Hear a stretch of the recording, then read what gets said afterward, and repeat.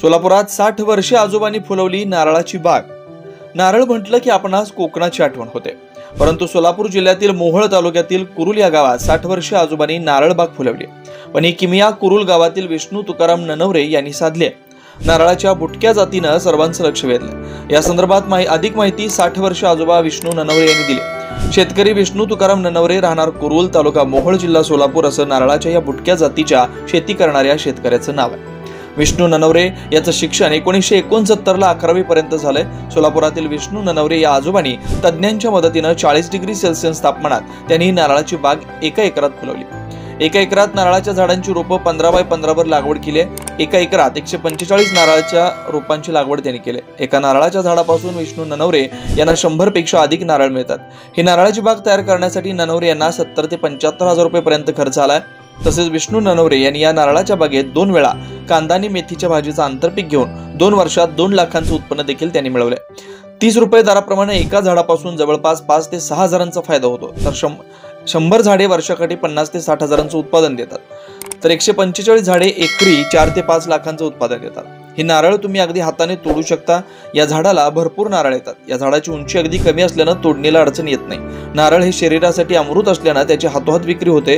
विष्णू ननवरे यांच्या नारळाच्या बागेचा पंचक्रोशीतच नाही तर सोलापूर जिल्ह्यात कौतुक होत आहे।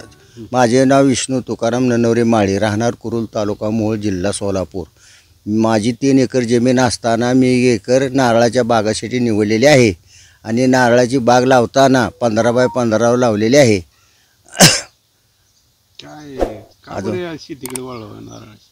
नारळ शेती म्हणजे उन्हाळ्यात पाणी वातावरण छान असल्यामुळे मी ही बाग निवडलेली आहे आणि माझा 1 एकरामध्ये 125 झाडे असून 75 हजार रुपये खर्च झाला आणि आंतरपीक म्हणून दरवर्षी 1-1 लाख रुपये उत्पन्नही झाले। आणि सध्या आता एका नर्सरीवाल्याने 300 नारळाचं अवरेज सांगितलं असताना सुद्धा 100 नारळे लागले तर मी बस आहे। जागेवर 20 रुपये ठोक व्यापारी घेऊन जातात, किरकोळ 30 रुपये नेतात।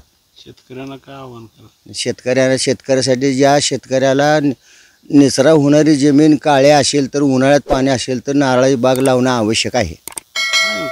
खताचं व्यवस्थापन खताचं म्हणजे खत 1840, 1919 गावखत, कोंबडी खत, सुपर, पोटॅश ही खते घालणे 3 महिन्याला एकदा घालणे। नारळाची वाढ व्हायला काय स्प्रे मारतात? काय सुद्धा नाही, स्प्रे वगैरे काय नाही, फक्त घड निघाल्यानंतर क्लोरो 50% फवारायचं, बुरशीनाशक 1 फवारणी झालं, दुसरं काय नाही। लोकनायक न्यूज।